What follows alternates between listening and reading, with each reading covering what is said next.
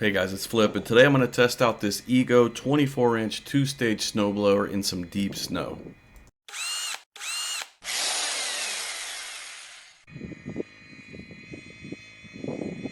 Alright, so this is model SNT2404 when you buy this as a kit with the charger and battery, and it's model SNT2400 as a tool only. So last winter I did an unboxing and assembly video where I showed how to put this machine together, and I went over all the specifications in detail. And then I did a full review video where I went over all the features and how to operate the machine, and I gave my thoughts on it.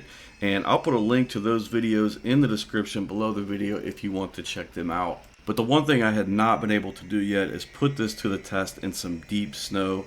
Last year, the biggest snow of the year we got was 3 inches, and that's when I did my full review video. But I had mentioned in that video that if we got a big snow at some point, I would get back out and put this to the test again. Well, over the last day or two, we got around 11 inches of snow, so I'm going to see what this thing can do. This video is not going to be as much of an in-depth review as the last one. It's going to be more of just a demonstration of how effective is this machine in deeper snow and how much ground can it cover.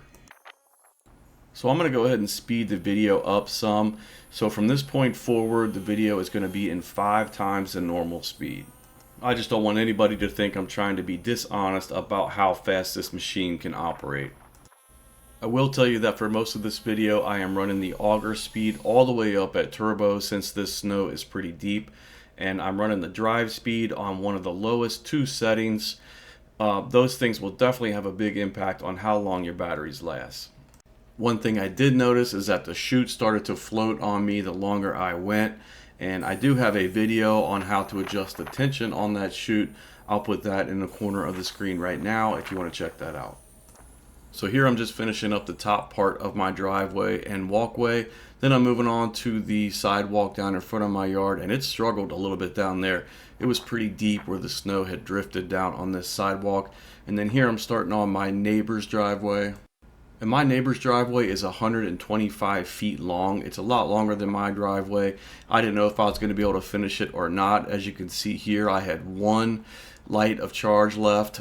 That's after a few passes. But I was able to actually finish the whole main part of his driveway. But you might notice it's a little less deep than the snow on my driveway.